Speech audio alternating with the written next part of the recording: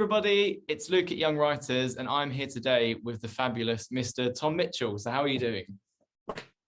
Good, fantastic. How are you doing? I'm great. So tell us a little bit about your writing journey. Tell us about how you got to where you are now. So you didn't, leave education and start writing books straight away. And obviously you do teaching as well. So how did you kind of end up where you are? Yeah, so I mean, I've always enjoyed reading. I've always enjoyed writing. And I think at primary school, I wrote. I remember very clearly writing a little play for me and my friends, trying to get some. I remember trying to get some girls to take part in it, and obviously they refused. But even my friends thought I was a bit weird for doing that, for writing something. And so from that point, I pretended to like football a bit more. And then in secondary school, I mean, I was always good at English, which I think you'd hope I was, and less so with the other subjects, if I'm honest. Then went to university to do English. Thought I was going to be a journalist because that was, what you did if you were interested in writing and wanted to earn some money straight off the bat. I had some work experience and just absolutely hated it.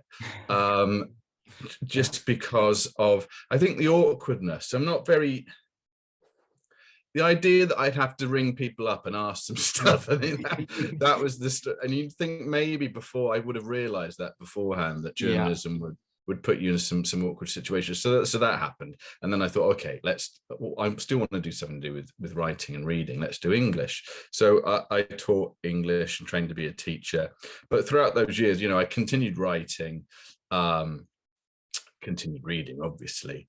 And then I got an agent when I was quite young, relatively speaking, didn't get anything published. And then I had kids myself, and I thought I wanted to write a children's book because it reminded me how amazing. I mean, I'm a teacher, so I know how amazing kids are and how, the way they see the world is really good. And I wish I was more like them in that sense.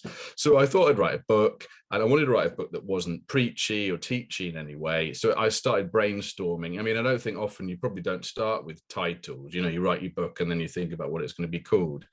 But because I wanted to write something that was just completely the opposite of teaching kids something, I went through titles like How to Kill Your Grandmother, various odds and sods, until I got to How to Rob a Bank. And then that was the starting point where I thought, let's try and do something, that will upset people because it's so far from teaching them the right thing to do. I mean, when that went through a few edits. So, I mean, it's, I think if you read the first one, it's not, it's not getting kids, it's not converting them to a life of crime or anything, but and so that was it. And it's just, it's fun. Teaching and writing both are fun, and that's where I am at the moment, I guess.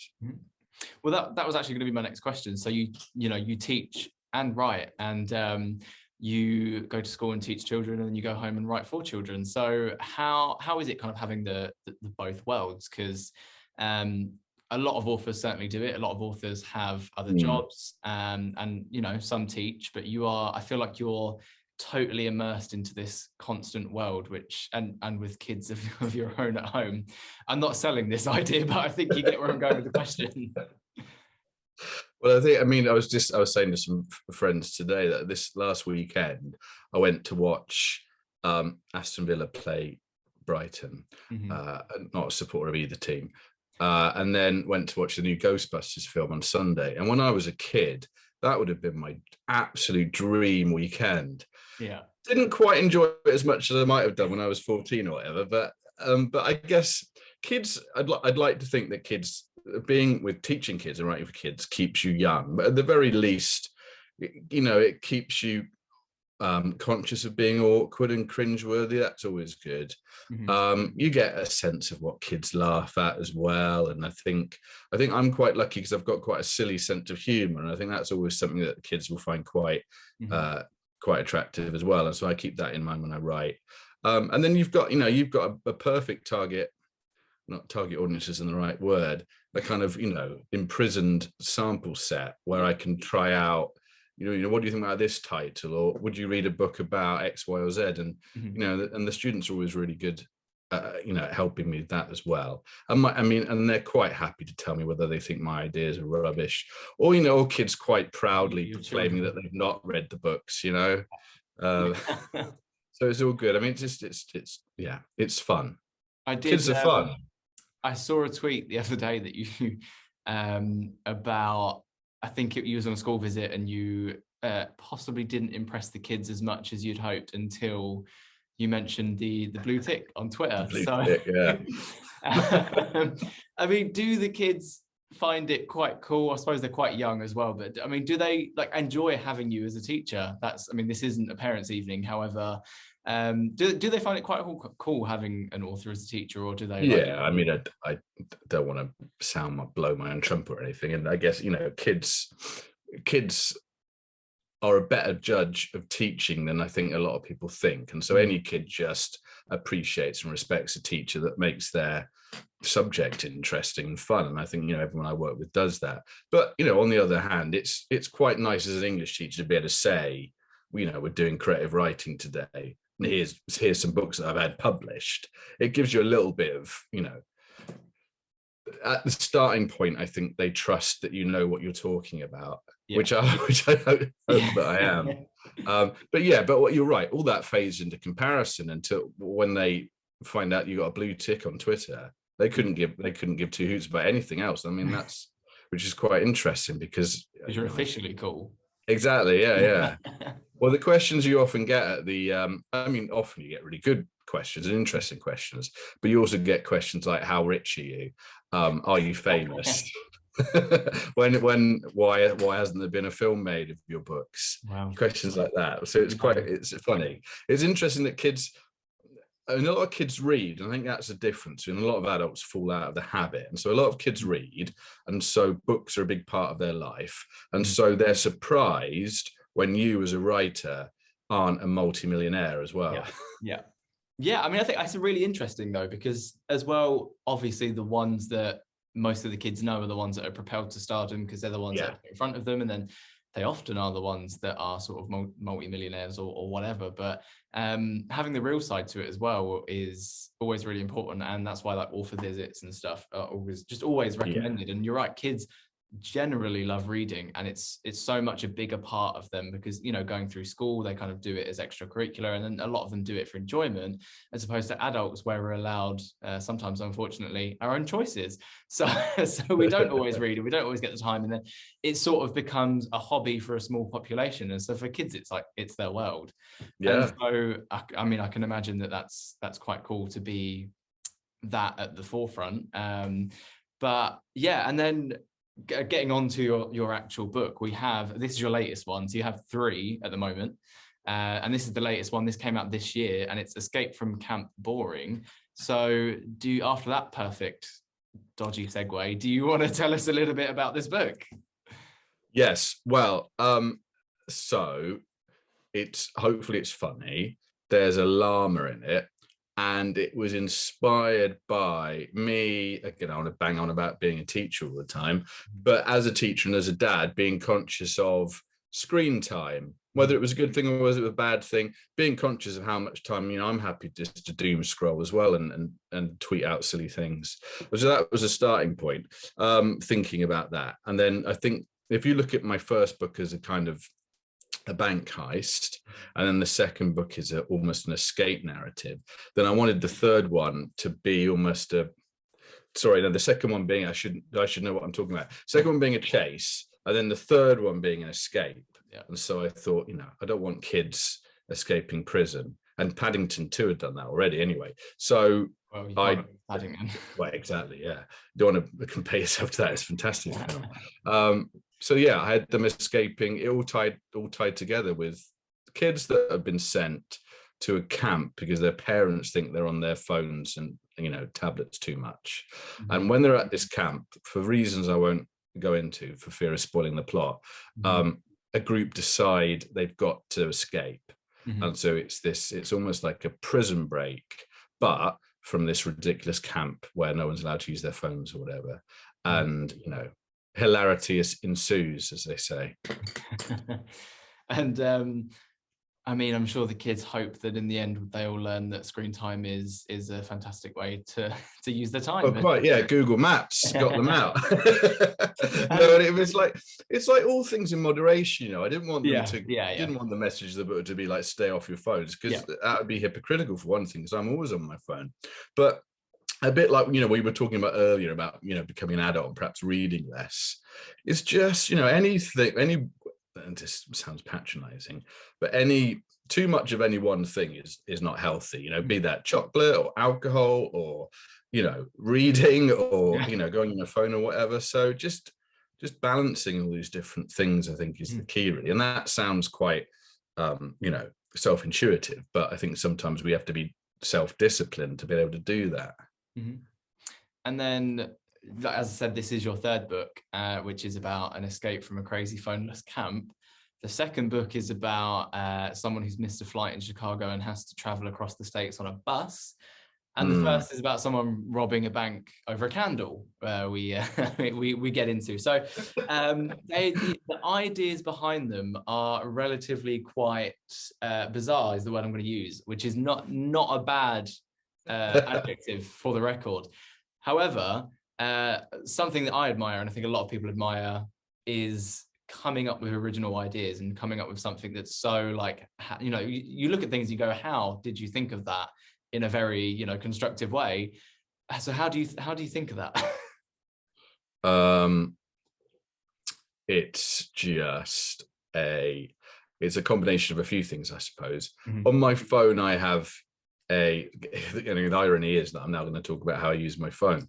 I have a Google Keep, an app, which is a note, like, anybody else would have a notebook, but anything, whenever I hear something or read something that I think is quite quirky and weird, I'll note it down.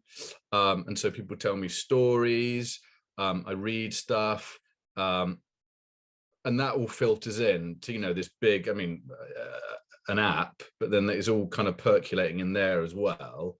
And then when I think perhaps thematically, what do I want this book to be like? So I said, the first one, bank heist, second one, chase, third one, escape. I then think about these ideas that I've had and just, flick through the thing. Okay, how would these two things fit together?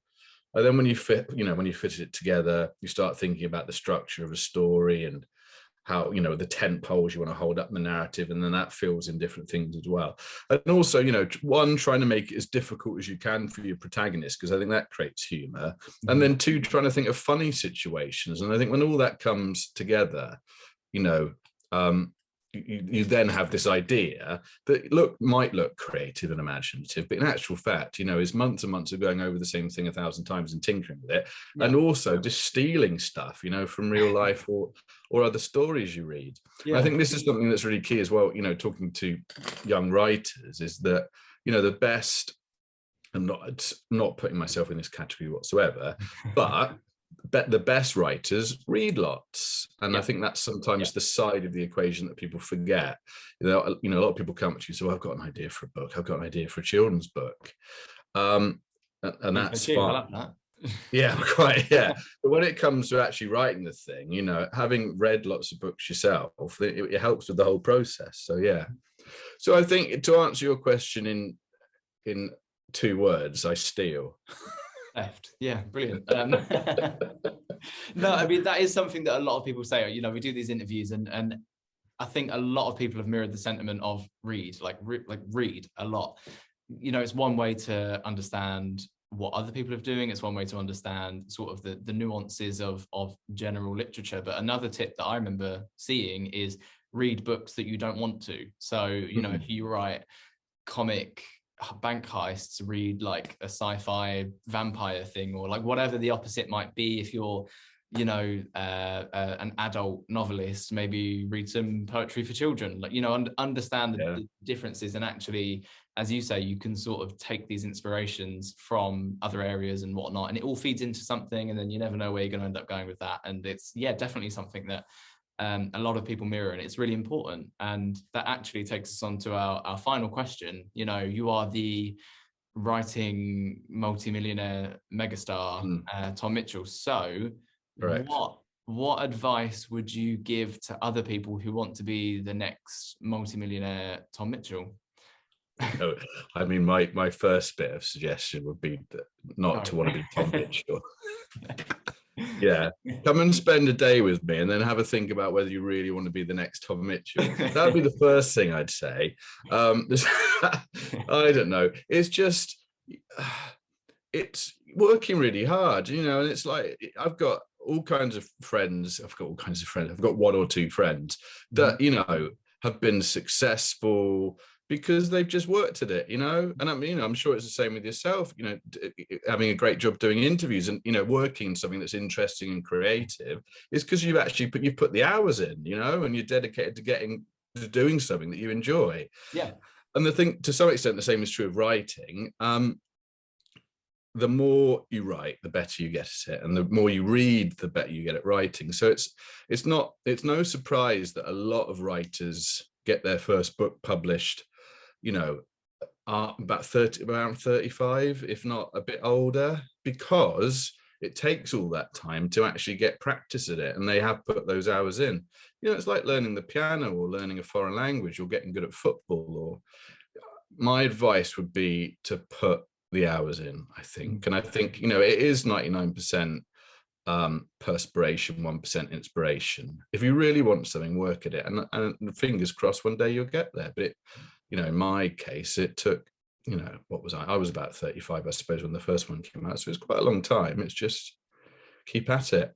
Yeah, I mean, a lot of the time we have these interviews and we ask these questions, and one thing that actually I always try and do is not necessarily glamorize writing, because it is really cool and it's such a fantastic, you know, job, I'm sure, and it's what a lot of people aspire to be, which is fantastic. And like, please do that, do it right, be that, you know. But it's not always all what you see in the movies. It's still a lot of perseverance. It's still a lot of doing the work, as you say. Like, that's really important, and that it's not just, you know, you go study literature and you come out and then you've already written a book that suddenly gets picked up when you're 19 years old, and then that's it, your film's done at 22 and then you're set. It's not like that, you know. I mean, that happens sometimes, but yeah, there's a lot of probably failed books. There's a lot of really bad things that you've probably written before that you're ashamed of, and looking back, and there will be a lot of things that go in the bin. But that's the same with any job, honestly, you know. Well, I think the key is, you know, to obviously I'm conscious I'm talking to younger people, and I'd say this to my students as well. But you know, if you enjoy writing, if you enjoy writing stories, if you enjoy writing poems, and that's enough. You know, a bonus is if you end up getting published. And so, you know, it's like, you know, I know a lot of people that enjoy playing football, and they'll go and have a kick around in the park, and they enjoy that. You know, they've not become professionals. Or, you know, if they go and play for a Saturday league team and get 50 quid every week, that's probably more money than I get for my books. But you know, it's a bonus if they're getting money for it. And so just, you know, not being mercenary about it, and not thinking I want to be a writer because it's cool, but you want to be a writer because you enjoy writing. And then I think if you enjoy your writing, then, you know, sometimes as a kind of corollary to that, you know, you can end up getting a book published or whatever. Yeah, absolutely. And but I'm not saying don't write. Please do write. It's great. You know, if you want to do that, absolutely. It's just important to understand what comes with it. But you know, a lot of people that watch these, and a lot of people that sort of do and look on our blog and stuff, are, you know, actively looking into this and are really enjoying writing. And so we sort of take that idea, you know, most people are under 18, so it is kind of preparing them to, if they really enjoy it, going into that. And I think you have to have an aspect of realism to know what you're going into. I think most people would rather know that there's also something a bit difficult, rather than going into something blind and being like, wow, this isn't what I thought it was. Tom Mitchell's not a multi-millionaire.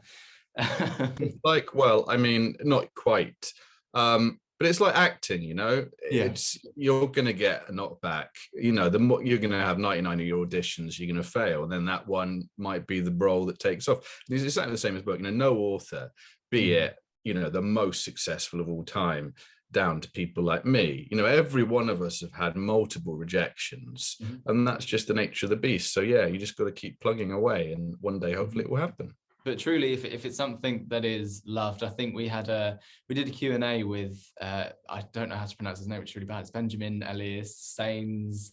Yeah, I don't speak Spanish, so apologies. But there was a very large, like, deeper sentiment behind the writing of, you know, you are a writing is not a career, you are a writer. You know, it's like, if you love it, you do it. You have to be the writing. And it was very profound. And but it's true, you know, it's you don't aspire to be a writer, you are one, and then your work gets published, which is exactly what you said. You know, you don't become a writer once you have a book, for example. You're always the writer. It just happens that your writing gets out there, you know, in that specific example, and it's always, it's part of you. So on that beautiful, wonderful note, wow, yes. Go check Tom out on Twitter, because it's great. It's a really good time. Also Instagram, sure, but Twitter's the one. Escape from Camp Boring is out now in all of your good bookshops, and some of them that aren't so great, but it's there, so do buy it. And I see that if you are a bookshop and you put it in the window, you get a free mince pie, and I'm sure many people do that. So I'm going to create a bookshop now and put it in my window. And yeah, I mean, grab it. It's great. If it's for like around 10 plus, I would say, if you're looking at that. If you're into unteaching kids and funny fiction, you're the man. You're the man. And thank you for taking the time to speak to us. And thank you very much for having me. When it's coming. And likewise, thank you very much. No, of course. Well, see you on the flip side. Cheerio.